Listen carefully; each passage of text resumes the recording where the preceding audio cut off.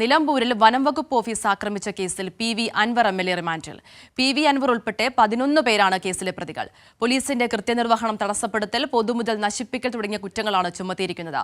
FIR-ൽ അൻവറാണ് കേസിലെ ഒന്നാം പ്രതി. നിലവിൽ തവനൂർ ജയിലിൽ കഴിയുകയാണ് അൻവർ. വിശദാംശങ്ങളുമായി ഇപ്പോൾ KT സ്വാലിഹ് ചേരുകയാണ്. സ്വാലിഹ്, ഇപ്പോൾ തവനൂർ ജയിലിലാണ് PV അൻവർ ഉള്ളത്. അത് മാത്രമല്ല, ഇപ്പോൾ ജാമ്യം തേടിയെന്ന വിശദാംശങ്ങൾ ലഭിക്കുന്നുണ്ടല്ലോ.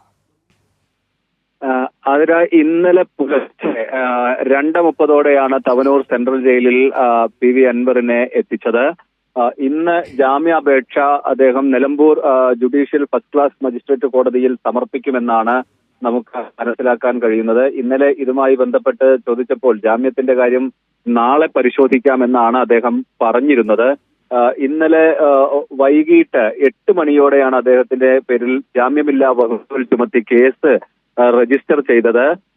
നിലമ്പൂർ നോർത്ത് DFO ഓഫീസ് അടിച്ച് തകർത്തതുമായി ബന്ധപ്പെട്ട കേസിലാണ് അറസ്റ്റ്. PDPP ആക്ട് അനുസരിച്ച് പോലീസിന്റെ കൃത്യനിർവഹണം തടസ്സപ്പെടുത്തൽ, പൊതുമുഖത്തിൽ നശിപ്പിക്കൽ തുടങ്ങിയ കുറ്റങ്ങളാണ് PV അൻവറിനെതിരെ ചുമത്തിയിട്ടുള്ളത്. ഇപ്പോൾ അതിനുശേഷം അദ്ദേഹം വീട്ടിൽ എത്തി, പോലീസ് അദ്ദേഹത്തിന്റെ വീട്ടിലെത്തി രാത്രി 10:30 അറസ്റ്റ് രേഖപ്പെടുത്തുന്നത്. പിന്നീട് വൈദ്യപരിശോധന പൂർത്തിയാക്കി മജിസ്ട്രേറ്റിന്റെ വീട്ടിൽ ഹാജരാക്കിയാണ് റിമാൻഡിൽ വിട്ടത്. അങ്ങനെ തവനൂർ സെൻട്രൽ ജയിലിലേക്ക് കൊണ്ടുവരികയും ചെയ്തു. ഇന്ന് 11 മണിയോടെ ജാമ്യാപേക്ഷ നിലമ്പൂർ കോടതിയിൽ നൽകുമെന്നാണ് നമുക്ക് മനസ്സിലാക്കാനാവുന്നത്. സ്വാലിഹ്, അതോടൊപ്പം തന്നെ പോലീസ് ഇത്തരത്തിൽ കസ്റ്റഡി ആവശ്യപ്പെടാൻ ഒരു സാഹചര്യം കൂടി മുന്നിലില്ലേ?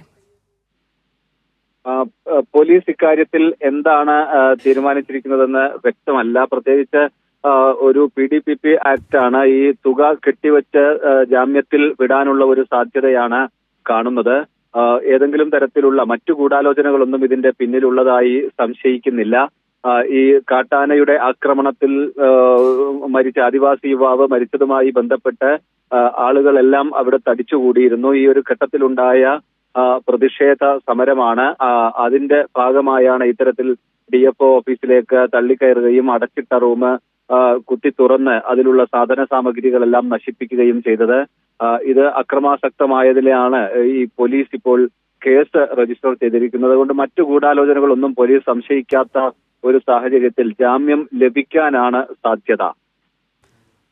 സ്വാലിഹ്, അതോടൊപ്പം തന്നെ ഈ കേസിന്റെ ഒരു പശ്ചാത്തലം നോക്കുകയാണെങ്കിൽ അൻവർ ഒരിക്കലും പ്രതീക്ഷിച്ചിട്ടുണ്ടാവില്ല ഇത്തരത്തിലൊരു അറസ്റ്റിലേക്ക് കടക്കും എന്നൊരു കാര്യമൊന്നും പ്രതീക്ഷിച്ചിട്ടുണ്ടാവില്ല. പക്ഷെ നമ്മൾ ഈ കേസിന്റെ ഒരു കാര്യം നോക്കുമ്പോൾ പോലീസിന്റെ കൃത്യനിർവഹണം തടസ്സപ്പെടുത്തുന്നു, പൊതുമുതൽ നശിപ്പിക്കുന്നു, അത്തരത്തിലൊരു MLA സ്ഥാനത്തിരിക്കുന്ന ഒരു ആളുടെ ഭാഗത്തുനിന്നും ഉണ്ടാകാൻ കഴിയുന്ന ഏറ്റവും വലിയ ഗുരുതരമായിട്ടുള്ളൊരു പിഴവ് തന്നെയല്ലേ ഇപ്പോഴും മുമ്പിൽ സംഭവിച്ചിരിക്കുന്നത് ഒരു കേസിന്റെ പശ്ചാത്തലം നോക്കുമ്പോൾ?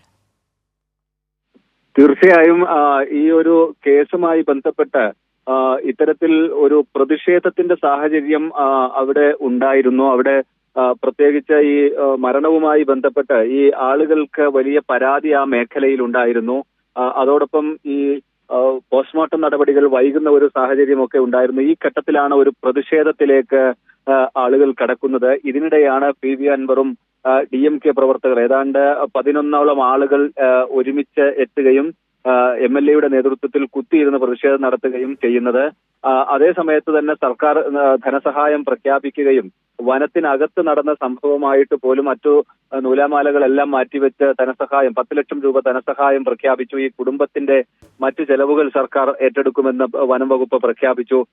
ഇതെല്ലാം നിലനിൽക്കെയാണ് ഇത്തരത്തിലൊരു പ്രതിഷേധത്തിലേക്ക് PV അൻവർ പോകുന്നത്.